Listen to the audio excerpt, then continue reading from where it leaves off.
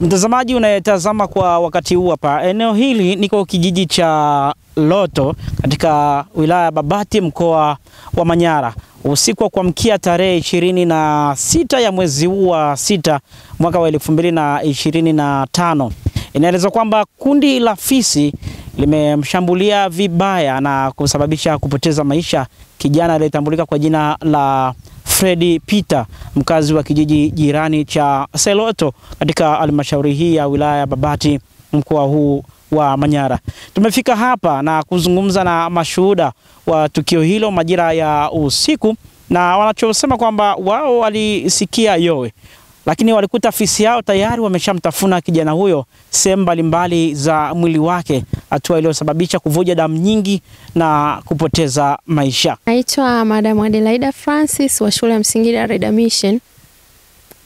Tuko katika shule yetu, ipo katika kata ya Dareda, halmashauri ya wilaya ya Babati. Tuko na wanafunzi kipindi hichi cha likizo darasa la 4 na darasa la 7. Lazima wapate hofu, maana haijawahi kutokea katika mazingira yetu. Ni mara ya kwanza huyo mtu kuliwa na fisi.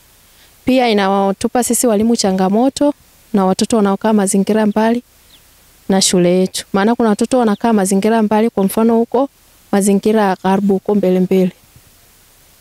Kwa hiyo ndio, lakini huwa tunawapa muda wale wanaokaa mbali. Namba 1 ni saa 1 kamili, ila tunawapa muda wanakuja saa 1:30. Kwa hiyo wale pia tutaongezea muda kutokana na ili tukio.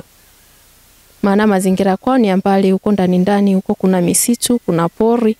Kwa hiyo pia watoto watakuwa wameogopa kutokana na ili changamoto la mtu kuliwa na fisi. Kutokana na hili, nini ombi lenu haswa kwa mamlaka husika kuhusiana na kudhibiti wanyama wakali kama hao? Labda ombi letu wawe kwa hilo la wanyama pori au wanaohusika, lazima waangalie hao wanyama wakali kama fisi namna ya kuwadhibiti. Sasa huyu bwana amepata majanga kwa kupitia mafisi, sio? Lakini hatujajua kwa muda wa saa 7 kila mtu ameshalala. Hatujajua shida yake kubwa, yani ni kwamba ni fisi ndio yani walimzuru, sio? Lakini sasa tulicho kutuamsha kwamba yani ni fisi walitokea, ni kwamba ni yeye ambaye mtu ambaye amemkuta ndio fisi, tukajua ni fisi. Sababu ingekuwa ni mtu amezurika kwa kupitia binadamu, tungejua ni binadamu. Sasa yule mtu amezurika na fisi. Kwa hiyo kijijini kwetu huku fisi wamekuwa wengi. Na pia sasa hivi tunaogopa hata watoto wa shule kwenda shuleni, sababu afisi wamekuwa wengi. Tunaomba yani hata hawa watu wa TANAPA waje hapa watusaidie. Naitwa John. Unaona wewe ulikuwepo ulitoka? Nilikuwepo Ndio. Uliona nini wewe? Niliona tayari tu mtu ameshaliwa na fisi. Sababu ni yeye ndio ilituamsha. Ameingia zaidi maeneo gani? Maeneo ya mguu, kono, kwenye mbavu. Sababu sio hiyo hatujaweza kumkagua sana, kwa sababu tulikuwa sisi tumehusika sana kwa kupiga yani kwenye swala la yoe. Ili kuwaita wenzetu. Naitwa John William. Ndio. Kwa jina naitwa John Kolom Patini. Ni mkazi wa Berim. Ila shule yangu ni boda. Sehemu ya kufanyia kazi ni hapa stand ya Mission. Ni kama tulivyosikia hapa kwa wenzetu kwamba saa 6 usiku, saa 7, saa 8 mtu ameliwa na fisi. Kwa hiyo ndio hapo watu kapiga yoe, tukawasha moto, na kweli fisi ni wengi. Ndio tunavyohangaika, na tunajua huko tena ni porini. Labda tungependa hata TANAPA waje hapa au serikali ichukulie ile uamuzi tupate msaada, maana hata kuna wanafunzi hapa wanaenda shuleni. Tunakuwa hata tuna wasiwasi, watu ni wengi huko na usiku wanaotembea. Siku eneo hili wanatokea wapi? Kama unaona hapo kuna bonde la ufa la hapa mtu alipoliwa na fisi hapa kwenye hiyo nani, kuna makuruili na wanajificha, na sasa hivi msimu wa kuvuna wanakaa mashambani na usiku wanajitokeza. Pengine aliyoshambuliwa na fisi mnamfahamu? Ndio tunamfahamu. ila kwa majina yake tunamtania kwa majina ya utani.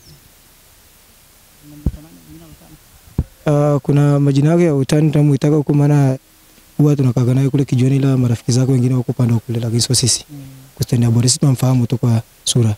Mtu aina gani wewe unapomfahamu? Hapa ni mtu tu ambaye anajitafutia tu riziki zake za hapo mitaani. Mishemisha yake kama kibarua. Ndio hivyo jinsi anavyoishi. Nashukuru. Mimi naitwa Kasi Kuku. Kasikia yoe saa 7 ya usiku. Tukatoka, tukafika hapa, watu wako wengi. Tulimkuta hapa, tukakuta bodamu, tukafika pale uwanjani, tushaliwa na fisi. Freddy ni mtu aina gani? Ni mfanyakazi tu hapa maeneo. Wakati huo alikuwa amelewa, alikuwa katika hali gani? Sasa tunajua kama amelewa kwa sababu tulipofika ameshaliwa na fisi. Sasa tunaambiwa kama amelewa. Sababu ni usiku. Saa 7 kufika hapa watu wako wengi. Wengine mlipofika eneo la tukio mlikuta ofisi? Fisi wako wengi, tumefukuza hapo. Mpaka tumewasha moto pale. Mlipokuwa mpaka mkawasha moto? Tuliwasha moto, watu wako wengi. Kuna jamaa mmoja kafika akasema tuwashe moto au fisi wakimbie. Tukawasha moto kuwafukuza. Mnamo saa 8 imeshafika sasa, wafisi wako wengi mtaani. Wako pomgani. Hawaondoki, ukifukuza wanarudi. Kwa majina naitwa Michael Hayuma. Natokea kijiji cha hapa Seloto. Kwanza afisi wanatuogopesha sisi kama wanafunzi. Kwa hiyo inatulazimu tusiwahi shule. Maana hii ni kipindi cha mavuno. Kwa hiyo wapo wengi tu hata kwenye mabua. Kwa hiyo natutilia hofu nyingi sana wakati wa kwenda shuleni. Binafsi wewe ulishakuona afisi? Ndio. Anafananaje? Yana madoti hivi meusi na kama rangi ya kijivu hivi. Ndio. Kukutana naye muda gani? Kuna muda nakutana naye usiku kama natoka hivi prepo. Kwa sometimes inabidi tu kwa sasa hivi naweza nikaacha hiyo shughuli ya kwenda prepo. Kwa nini uache na uwaga unakutana nao tu na mapishana? Sasa hii tukio linatisha ile ambalo sasa hivi limetokea hapa kijijini kwetu. Linatisha ile kidogo. Kwa hiyo sisi kama tunaenda nyumbani tuko na kikundi cha watu hivi. Kwa hiyo yani tuna ujasiri fulani tuko wa kutembea usiku. Mnakuwa kikundi? Ndio, kama tunaenda nyumbani. Mwenyekiti wa kijiji hiki cha Loto anaeleza jinsi ilivyokuwa na hatua ambazo wanazichukua kuhakikisha wanadhibiti fisi hao. Mimi kwa majina naitwa Francis Leonsi, mwenyekiti wa halmashauri ya kijiji cha Loto. Tumekutana na tukio ambalo ni la ajabu kwa huku kwetu, ni ya mara ya kwanza. Kwamba mtu analiwa na fisi, mtu ambaye ni mzima. Kwa hiyo sisi tukio lilivyoanza usiku tulisikia kwanza yowe. Tulipopata yowe tukasikilizia, tukakimbia kwenye eneo la tukio. Kweli tukakuta ni fisi zaidi ya moja wanamla mtu. Basi wananchi wakaanza kuzunguka na kupiga yowe ili kuongeza watu. Baada ya watu kuongezeka, kawasha moto, bado ikawa fisi hawaondoki. Basi hatua nyingine tuliochukua ni ya vijana kuendelea kuwafukuza fisi, lakini hata na hivyo huyo mtu ambaye ameliwa utumbo, sehemu iliyobaki pamoja na kichwa, ikawa tunaendelea kulinda, na tulitoa taarifa kituo cha polisi. Polisi wakasema subirini. Kwa hiyo tukawa tunaendelea kulinda mpaka asubuhi, kuanzia usiku wa saa 7. Asubuhi kuliko kucha fisi walikuwepo mpaka saa 11:30. Baada ya hapo fisi wakaondoka, lakini nao polisi tukawapigia mkuu wa kituo cha Dareda.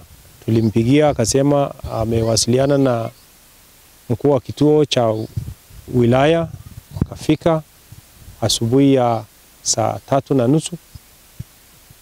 Basi wakaja na dokta wa hospitali ya Dareda.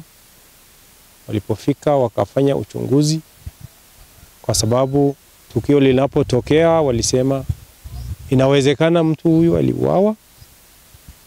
Baada ya kuuawa akatupwa, fisi wakamkuta huko mbugani.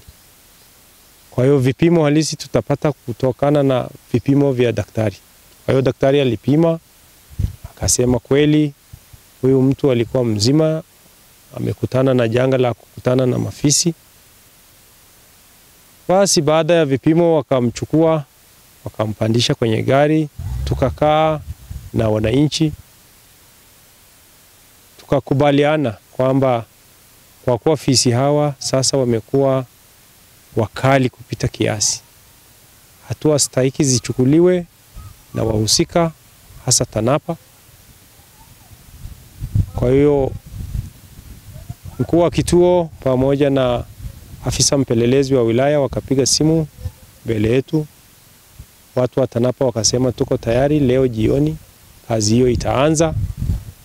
Tunachoomba ni ushirikiano kwa wananchi, hasa wa maeneo husika, kwa sababu leo kwa vyovyote fisi hawa watarudi kwenye maeneo haya. Kwa hiyo hilo tulikubaliana, lakini pamoja na hayo shule zetu zilizopo karibu tulikubaliana, tukaenda kwa walimu wakuu, tukawaambia wale watoto wanaotoka saa 11 tunaomba sasa wasitoke tena saa 11.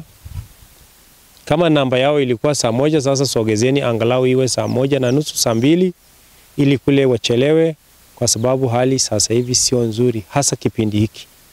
Kwa hiyo hilo tulikubaliana. Kwa hiyo leo jioni tunategemea watu wa TANAPA watakuja, na tayari walishatuambia tuwape ushirikiano. Kwa hiyo sisi tumejiandaa, leo jioni katika maeneo yaliyotokea matukio tutakuwepo ili kushirikiana nao.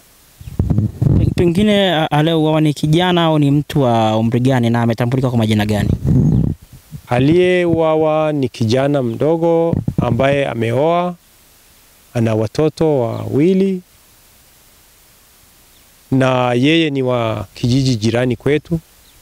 Ni kijana mdogo anaitwa Fred Peter, na ni mkazi mkulima, anafanya kazi za huku vijijini. Sasa hivi yuko kazini, kazi zake ni hizi za vijijini. Kwa hiyo yeye alitoka kazini, lakini jana alikuwa kwenye nyumba ya msiba ambayo iko jirani ya nyumbani kwao. Walikaa mpaka usiku.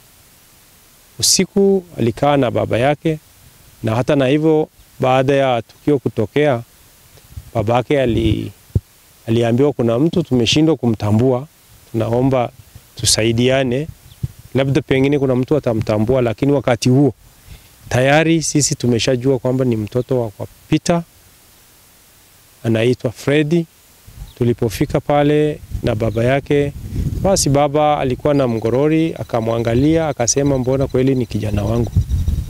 Ndipo akamfunika sehemu ile iliyobaki, na mzee hakuondoka, tukaendelea kukaa na yeye mpaka asubuhi kulipokucha, mpaka polisi walipofika, hatimaye mpaka mwisho daktari alipokuja na gari ya polisi kampakia marehemu kwenda kumpumzisha kwenye nyumba ya mochwari ya hospitali ya Dareda.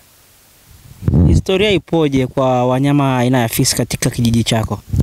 Historia ya wanyama hawa kwa kweli kwa kipindi hiki sasa hivi wamekuwa wakali sana na ni wengi sana. Sio hii mbuga tu, kuna mbuga inaitwa mbuga ya Murari.